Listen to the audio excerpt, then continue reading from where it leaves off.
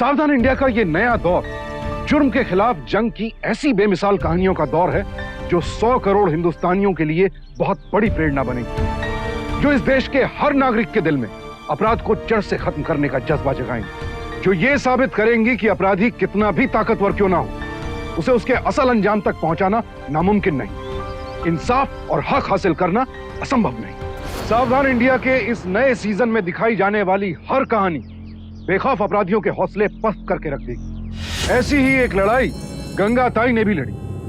आज हम गंगा ताई की कहानी आपको दिखाने जा रहे हैं।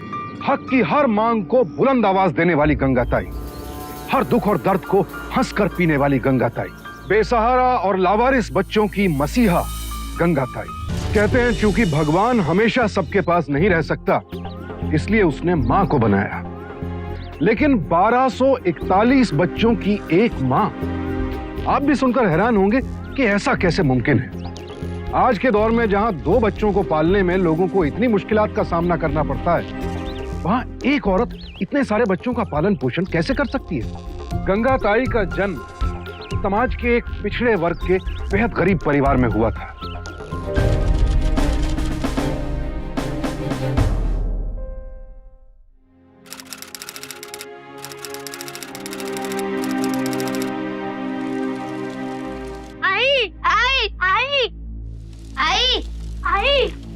पैसे दो ना। आई गुरुजी ने कहा था कि किताब ना हो तो स्कूल मत आना। उनसे कहना कल लेकर आएंगे, ठीक है? अभी यहाँ धुआं बहुत है, बाहर जाकर खेलो। अरे अरे धीरे से बाबा। नारायण, तेरे को रुकने को बोला था, रुका क्यों नहीं? क्यों मारे इसे सर? क्यों मार रहे? इसने लकड़ी चुराया है जंगल से, और तुमको मालूम है लकड़ी चुराना अपराध है। साहब, हमारे आदमी को छोड़ दीजिए साहब। साहब, वो जंगल से अब लकड़ी कभी नहीं तोड़ेगा साहब। वो ऐसे नहीं छूट सकता। जाओ जाओ, अदालत से जमानत के कागज लेके आओ। हमारे पास अगर वकील को देने को पैसे रहते तो साहब हम लकड़ी क्यों तोड़ता साहब जंगल से साहब?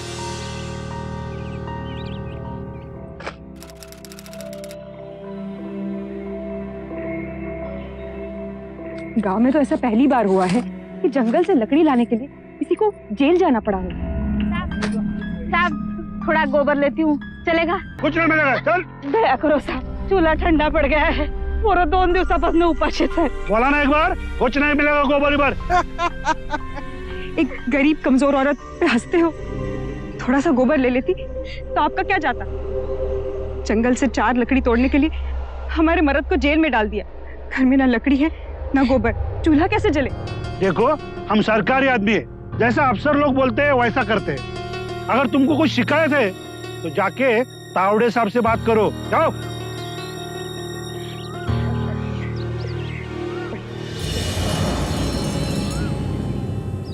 हमें तावड़े साहब से मिलना है। तेरे को कितनी बार बोला, ये लोग को कंपाउंड के अंदर मत लो, सबको बाहर निकलो।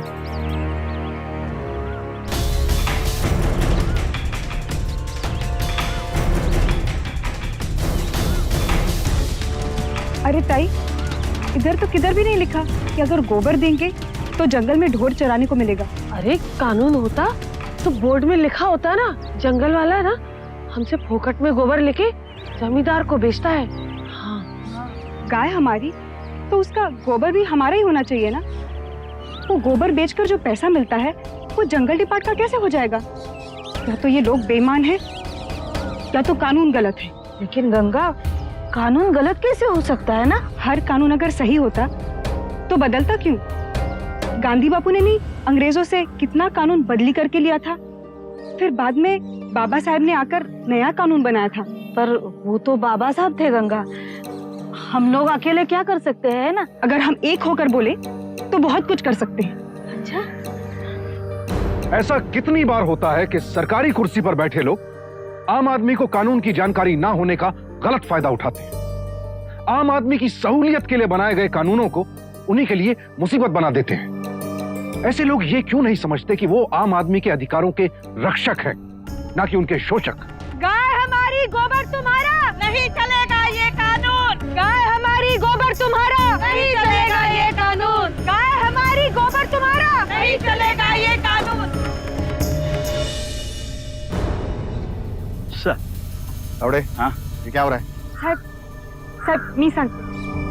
हमारे आदमी को जंगल में लकड़ी तोड़ने के लिए अंदर डाल दिया साहब। साहब घर में गोबर भी नहीं है, गोबर भी ले लेते हैं लोग साहब। साहब हम क्या करें साहब, ना लकड़ी है ना गोबर साहब। साहब क्या जलाए, चूल्हा भी नहीं जला सकते साहब। आप निश्चिंत रहिए, आज से आप अपने पशुओं के गोबर उठाने से कोई नहीं रोकेगा।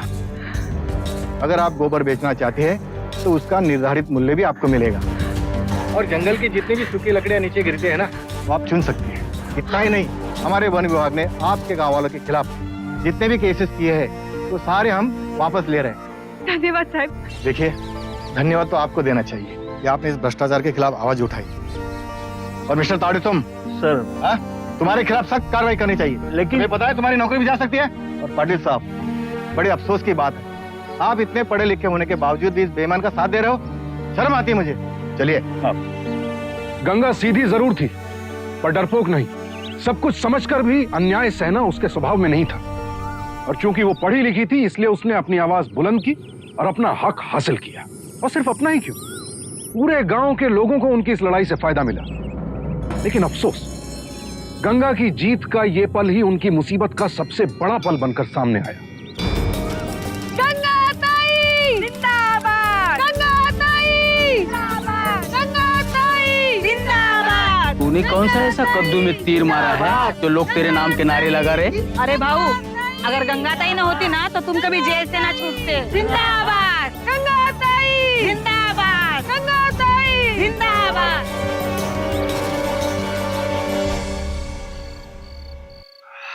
क्या नार भाऊ? अरे वो हैं?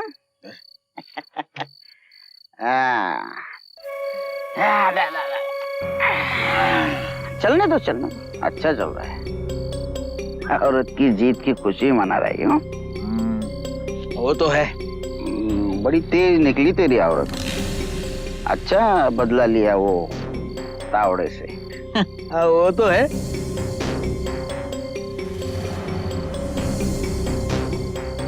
बदला?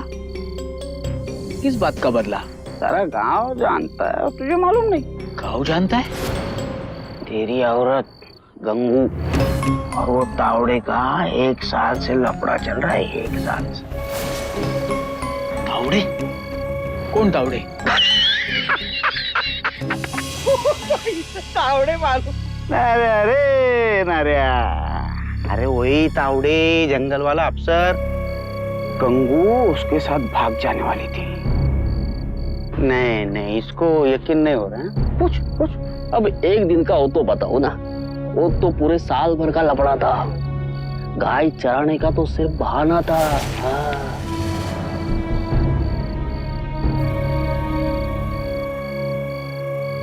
आई, वो सबका नहीं मानते आई, शक करते आई। शक करते तो क्या हुआ, वो तो हर मर्द करता है। तू जा उसके पास वापस जा, उसकी क्षमा मांग, उसके आगे हाथ पांव पकड़। आई पर मैं निर्दोष है आई, मैंने कुछ नहीं किया, तुझे जब पता ही मैं इधर ही रह गया। आई तेरे को कैसे समझाऊं मैं अभी, समाज क्या बोलेगा। तू जा उसके पास वापस जा। नहीं तू जा, कुएं में जाके जान दे दे अपनी। आई यहाँ नहीं रह सकती, चली जा। जिस पति को बचाने के लिए गंगा ने इतनी लड़ाई लड़ी, उसी ने उसे बदचलन समझा और अपने घर से बाहर निकाल दिया। गंगा की जय जयकार करने वाले उस गांव में एक इंसान ऐसा नहीं था जो इस मुसीबत के वक्त उसके साथ खड़ा होने का साहस कर सके।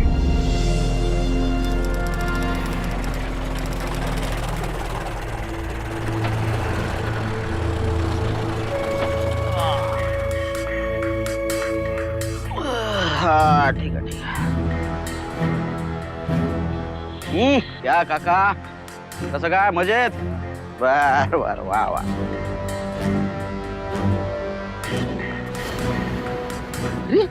अरे ये तो अपनी गंगू है। क्या हो गया ये गंगू भाई, तुझे ऐसा भीख मांगता हुआ देख के खड्डा पड़ गया देख छाती में। अरे अरे अरे, एक काम कर, मेरे साथ चल। हैं? चल मेरे साथ। हाथ मत लगा मुझे। आज के बाद मैं तेरा ख्याल रखूंगा, रानी बना के रखूंगा, रानी। मेरे घर में आग लगा दी, हम मुझे रखने की बात कर रहे हैं। शर्म नहीं आती तुझे? शर्म किसकी निकालती है? भीख मांग रही है, मर रही है, घमंड रत्ती भर कम नहीं हुई, रत्ती भर। अब देख तेरा क्या हाल करता हूं मैं। हाँ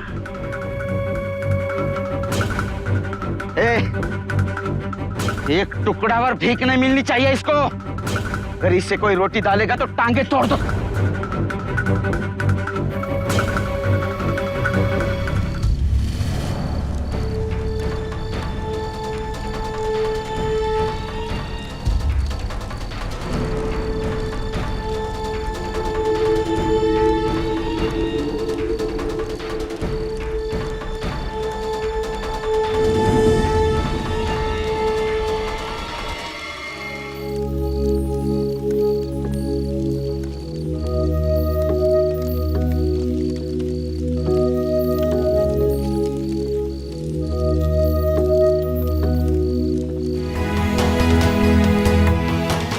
ये क्या हो रहा था? एक औरत जो कईयों के अधिकारों के लिए लड़ी, उन्हें इंसाफ दिलाया, आज उसे जिंदगी से इस तरह लड़ना पड़ रहा था। शर्म आती है मुझे ऐसे समाज का हिस्सा होते हुए, जो गंगा ताई जैसी औरत की इंसानियत और नेक दिली का ये सिला देता है, उसके साथ ऐसा घिनौना बर्ताव करता है। क्या यही इंसानियत थी? लेकिन गंगा ताई कोई कमजोर औरत नहीं थी। उसने तो जिंदगी से हार ना मानने की जिद ठान ली थी। बुरी से बुरी परिस्थिति का भी वो कोई अच्छा पहलू खोज निकालती थी। जीवन के प्रति ऐसी अदम्य आस्था, ऐसी उम्मीद अनोखी थी। यूं ही भटकते भटकते 6 बरस बीत गए और फिर एक दिन गंगा गढ़चिरौली पहुंची, जहां उसकी जिंदगी में एक ऐसा मोड़ आया जहां से एक नई राह निकल पड़ी।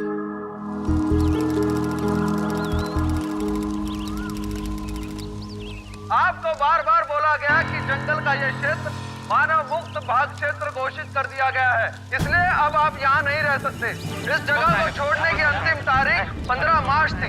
इसके ऊपर भी आपको 1 महीना और समय दिया गया। बार बार चेतावनी दिए जाने के बाद भी आपने अपने जानवरों को यहाँ से नहीं हटाया है, इसलिए अब हम इन्हें जब्त कर रहे हैं। चलो लेकर चलो इन्हें। हमारे पास जंगल नहीं, जमीन नहीं, पानी नहीं, सर पे छत नहीं। हमको बोलते जाओ, किधर जा? बोलो किधर जाए हम? आसवानो माझिया डोळ्या वाहू नका, अंतरीचा वेदना साऱ्या जगा दाहू नका। अपने आंखों के आंसुओं को बाहर मत निकलने दो, अपने अंदर की वेदनाओं को सारी जगत को मत दिखाना। मैं भी जिंदगी से एक बार पूरी तरह हार गई थी। सोचा था मर जाऊं, मरने के लिए कुएं पर गई थी। कूदने ही वाली थी कि मुझे एक झाड़ दिखा। उसको देखा तो देखती रह गई। उसको किसी ने फरसे से काट दिया था, लेकिन फिर भी उसके अंदर से एक हरी डाल दोबारा से उभर रही थी। सोचा इस झाड़ ने भी हार नहीं मानी। फिर मैं तो एक मानव हूँ, मैं कैसे हार मान सकती हूँ? जीने का हक तो मुझे भगवान ने दिया है। ये हक मुझसे कोई नहीं छीन सकता। क्या कर सकते ताई? हम लड़ सकते हैं। लड़ोगे नहीं तो जीतोगे कैसे? पर सरकार से कोई कैसे लड़ेगा? सरकार कौन?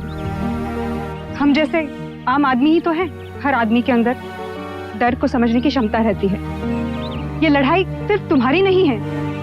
मैंने अखबार में पढ़ा है, तुम जैसे कई और लोग ये लड़ाई लड़ रहे हैं। और फिर सोचो, सरकार ने तो सब कुछ तुम्हारा ले लिया, घर, जमीन, जंगल।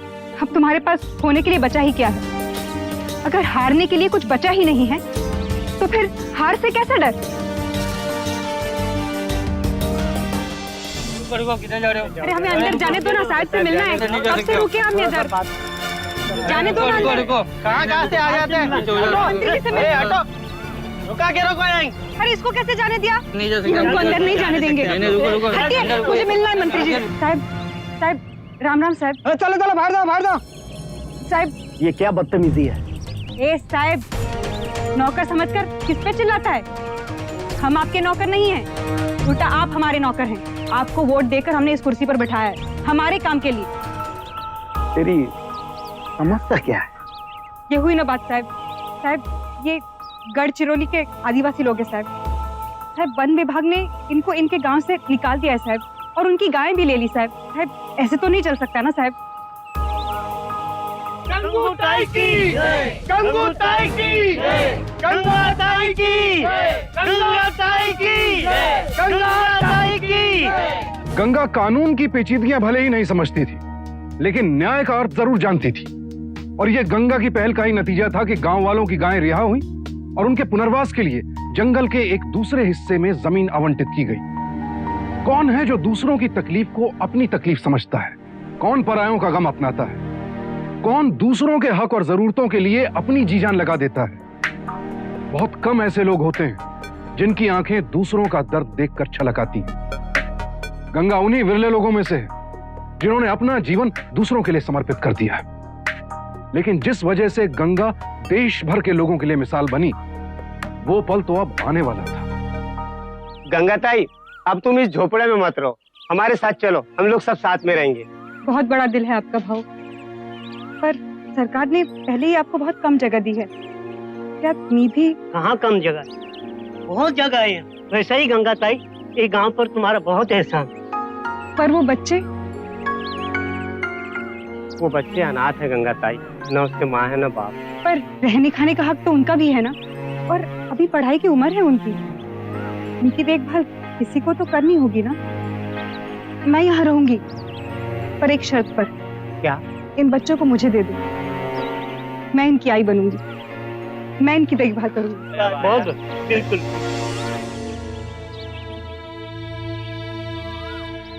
बच्चों, खेल रहे हो?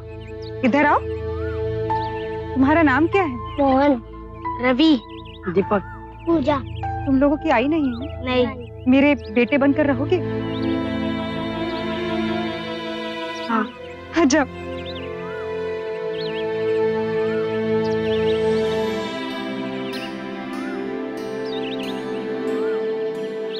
तेरे आई बाबा नहीं है? बाबा है। तू भीख क्यों मांगता है? वो बाबा ने दादा के पास भेज दिया भीख मांगने के लिए। मैंने भेज दिया? तेरा पैर नहीं है इसके? नहीं, पहले मेरा पैर था, मगर जब बाबा ने दादा के पास भेजा तो दादा ने मेरा पैर काट दिया। दादा कौन? वही पक्किया दादा, वो जाड़े से, उनकी लंबी मूंछें, काली काली। जिस दिन बाबा लेके आए थे ना, उसी दिन मेरा पैर काट दिया था। कहाँ मिलेंगे तुम्हारे ये पक्किया दादा? क्यों? तुम उनसे लड़ाई करोगे? मत लड़ो, वो तुम्हारे भी हाथ पैर काट देंगे। भिखारी गैंग? हाँ सर, वो उनके हाथ पैर काट कर उनसे भीख मंगवाते हैं सर। लेकिन अब करते क्या? अनाथ बच्चों की देखभाल करना ही अब मेरा जीवन। अरे अनाथालय चलाने का लाइसेंस है तुम्हारे पास? सर वो तो नहीं है, पर वो छोड़िए ना, देखिए ना इस बच्चे के साथ क्या किया है उन लोगों ने। है कौन बच्चा? क्या तुम्हारा बेटा है या भतीजा? अगर रिपोर्ट लिखानी हो तो पहले इसके माँ बाप को लेके आओ, वो जब बोलेंगे तब देखा जाएगा। साहब जाओ, चली जाओ ऐसे। सड़कों पर भीख मांगते अपाहिज बच्चों की जिंदगी का एक कड़वा सच ये भी है, देश भर में कई ऐसे गिरोह सक्रिय हैं जो बच्चों को जबरन अपाहिज बनाकर इस धंधे में धकेल देते हैं। और ऐसे गिरोहों की पहली नजर उन बच्चों पर होती है जिनका इस दुनिया में कोई नहीं होता। सरकार ने ऐसे बच्चों के पुनर्वास के लिए कई योजनाएं बनाई हैं। इस बुराई को रोकने के लिए भरपूर प्रचार भी किया जाता है, लेकिन इस असलियत को झुटलाया नहीं जा सकता कि सरकार के तमाम प्रयास अब तक कारगर साबित नहीं हुए हैं।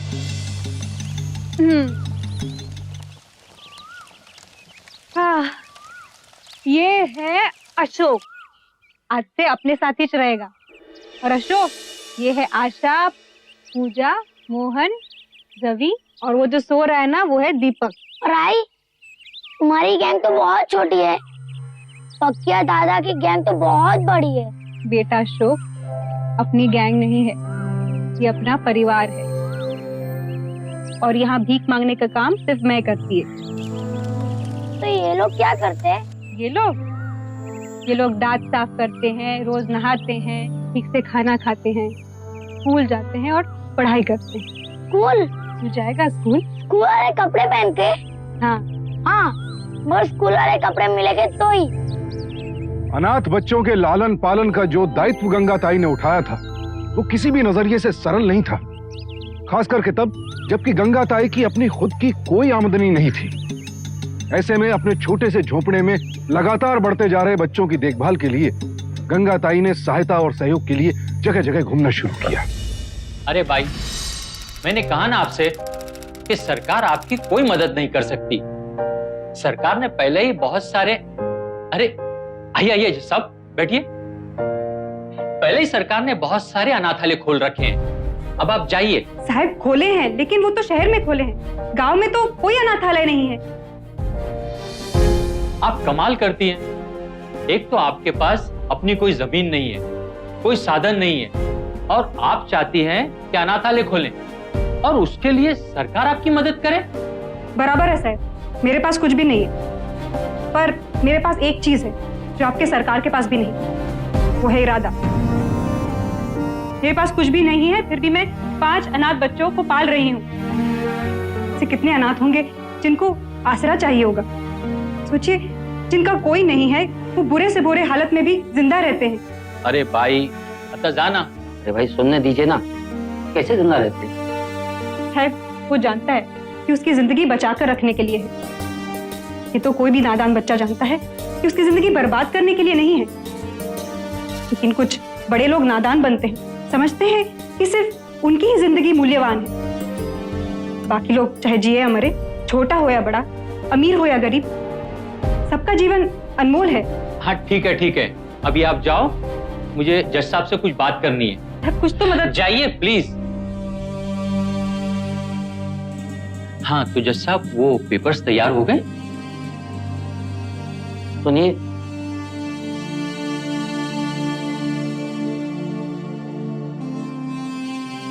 आप करती क्या हैं? वैसे तो मैं भिखारी हूँ, पर मेरे पास 5 अनाथ बच्चे हैं। मैं अनाथों का घर बनाती हूँ। मेरा नाम अविनाश कुलकर्णी है। मैं हाई कोर्ट का रिटायर्ड जज हूँ। वर्धा में मेरी एक 2 एकड़ की जमीन है, जिसे बेचने के लिए मैं इनके पास आया था। आपसे मिलने के बाद मेरा इरादा बदल गया है। मैं वो जमीन आपको आपके अनाथ आश्रम के लिए दान देना चाहता हूँ। और भी किसी चीज की आपको कभी जरूरत हो, आप बेखौफ बताइएगा, हम आपके साथ हैं। धन्यवाद सर। अरे तुम सब यहाँ क्यों खड़े हो? आशा और अशोक को उठा के ले गए। कौन उठा कर लेके गए? 2 लोग। अशोक को जानते थे। आशा ने शोर मचा, अशोक को भी ले गए। अच्छा, इसको अंदर रख दे, तुम सब अंदर बैठ जाओ, ठीक है? मैं आती है। आ जा रहा है। आशा और अशोक को लाए।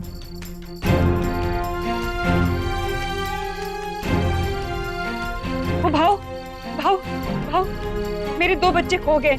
एक 9 साल का बेटा और 7 साल की बेटी। देखा है कहीं?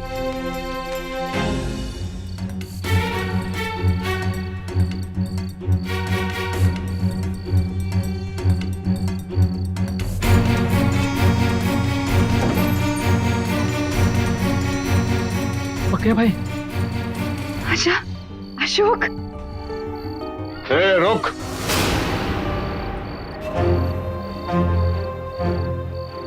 अच्छा, तो तू वो है, तू मेरे लड़के को लेके गई थी ना? तू एक लेके गई, मैं तेरे गैंग से 2 को उड़ा लाया। मैं कोई गैंग नहीं चलाती, मैं अनाथ बच्चों को पालती हूँ। मैं भी वही करता है। उनके हाथ पैर काट कर, गूंगा बहरा बनाकर। ये तेरा झोल पानी तेरे पास रख। तेरे इधर लेक्चर सुनने के लिए नहीं बैठा है मैं। तेरे बच्चे मुझे वापस दे दो। नहीं देगा, जा। क्या कर लेगी? अरे पकिया, जरा सुन तो। अरे गंगा तू? काका, ये बेटी तेरी है? और बेटा भी। उसे जानता है? ये भी पहले भिखारन थी। अच्छा। ए पकिया, बचपन से मैं तेरे को कितने प्यार से पाला है? और मैं तेरे कितना ख्याल रखा है। और वो काका क्या बोलता है? मैं तेरे को पाला कि तू मेरे को पाला? हाँ, मैं भीख मांगता था और तू ऐश करता था। अच्छा, तेरे को जो अच्छा लगता है वैसे ही समझ। लेकिन मैं तेरे को कितना बच्चा लोग लाके दिया, बोल दिया ना? बस उसके बदले में तो इसकी बेटी इसको दे दे। काका, इसमें ऐसी क्या बात है जब तू आज ऐसी बात कर रहा है? तू जैसा समझ रहा है ना, ये वैसी औरत नहीं है। ये बहुत अच्छी औरत है। अरे अच्छी औरत होगी तो अपने घर की, मुझे क्या लेना देना इससे? देख पक्या, मेरी खातिर इसकी बेटी इसको दे दे पक्या, दे दे। और बेटा भी। बेटा कहाँ से? वो मेरा लड़का है, वो मैं वापस नहीं देगा। ये तो काका बोल रहा है ना, इसके लिए लड़की वापस कर रहा हूँ। विलास जी भाऊ, दे दे इसको लड़की। नहीं, बेटी नहीं, बेटा। अरे लेकिन तेरी तो बेटी थी ना। मुझे बेटा चाहिए। और तुम्हें क्या करना है? तुम्हें तो एक बच्चा चाहिए ना, तुम बेटी को रख लो। मैं बेटा लेकर जाऊं।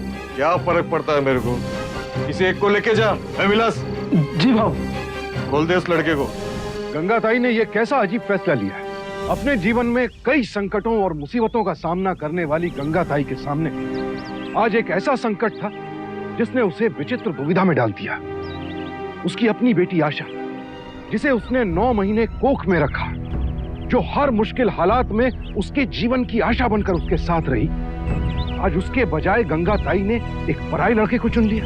किसी आम औरत के लिए इस चुनाव में शायद कोई दुविधा नहीं होती, वो अपनी बेटी को चुन लेती, लेकिन गंगा ताई ने ऐसा नहीं किया। इसका यह मतलब कतई नहीं था कि गंगा ताई अपनी बेटी के बजाय उस पराये लड़के को ज्यादा प्यार करती थी, बल्कि उनके दिमाग में तो एक योजना थी, एक ऐसी योजना जिसे सफल बनाने की खातिर उन्होंने अपनी बेटी तक को दांव पर रख दिया। साहब, वो गैंग वाले लोग इस बच्चे को मेरे घर से उठा ले गए थे। साहब, मेरी बेटी भी लेकर गए हैं। इसे तो मैं छुड़ा ले आई, लेकिन मेरी बेटी उनके पास है। साहब, अब जल्दी चलिए, वरना वो उसको भी अपाहिज बना देंगे। अरे अगर बचाना था तो अपनी बेटी को बचाती ना। साहब, अगर बेटी को बचाती तो आप रपट नहीं लिखाते। अब जल्दी चलिए, वरना मेरी बेटी को कुछ हो जाएगा। बनाए बच्चों को बचाने के लिए तो अपनी बेटी को छोड़ आई। तेरी जैसी औरत मैंने आज तक नहीं देखी। चल जिप निकाल।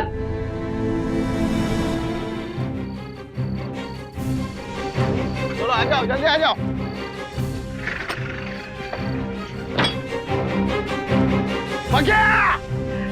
पुलिस! भिखारियों के गिरोह से 23 बच्चे आजाद कराए गए। उनमें से 6 के माँ बाप का पता लगाकर उन्हें उनके पास भेज दिया गया, लेकिन 17 बच्चे ऐसे थे जिनके पास जाने के लिए कोई जगह नहीं थी। उनके लिए गंगा ताई कांबले थी। गंगा ताई को रिटायर्ड जज साहब द्वारा दान दी गई जमीन तो मिल गई थी, लेकिन बच्चों को पालने, पोसने, पढ़ाने, लिखाने के लिए और भी बहुत कुछ आवश्यक था। बर्तन, कपड़े, गद्दे, चादर और सबसे जरूरी राशन। कोई साधारण व्यक्ति शायद इतनी बड़ी जिम्मेदारी के ख्याल से ही हार मान जाता है, लेकिन गंगा ताई न थकना जानती थी और न हारना। वो गांव-गांव घूमकर भाषण देती रही और लोग उनके ध्येय की सच्चाई से प्रभावित होकर खुलकर दान देते रहे। कभी बस अड्डे पर भीख मांगने वाली गंगा ताई ने असंभव को संभव कर दिखाया। उम्मीद बाल सदन के नाम से पहला आश्रम गढ़चिरौली में ही खुला और उसके बाद 4 और आश्रम बने। प्रेम, करुणा, दया, ममता और त्याग, इन सब को मिलाकर अगर एक नाम गढ़ा जाए तो वो गंगा ताई होगा। लेकिन ऐसा नहीं कि ये सब सिर्फ गंगा ताई में है, ये सारे भाव हमारे अंदर जन्म से हैं। फर्क सिर्फ इतना है कि हम इंसानियत के इन एहसासों को खुद तक सीमित रखते हैं, लेकिन गंगा ताई ने मानवता का ये सारा अमृत परायों पर लुटाया। उनके जीवन के सफर का एक एक पड़ाव हम सबके लिए एक बहुत बड़ी प्रेरणा है। हम सबके भीतर एक गंगा ताई बसती है। हम सब में जुर्म के खिलाफ लड़ने की ताकत है, दुख में किसी का साथ देने की चाहत है। जरूरत है तो बस इस एहसास और जज्बे को जागृत करने की। गंगा ताई अब तक 1000 से भी ज्यादा बच्चों को अपना चुकी हैं, उन्हें अपना नाम दे चुकी हैं, ताकि उनके विकास की राह में नाम रोड़ा न बन सके। और खास बात यह है कि यह गिनती अभी रुकी नहीं है। लावारिस, बेघर और बेसहारा बच्चों को अपनाने का यह सिलसिला अब भी जारी है। समाज से लेकर सरकार तक सबने गंगा ताई की इस पहल को सलाम किया है और उन्हें अब तक 250 से भी ज्यादा पुरस्कार मिल चुके हैं। जैसा कि मैंने आपको बताया, गंगा ताई ने हजारों बच्चों की जीवन धारा बदल दी।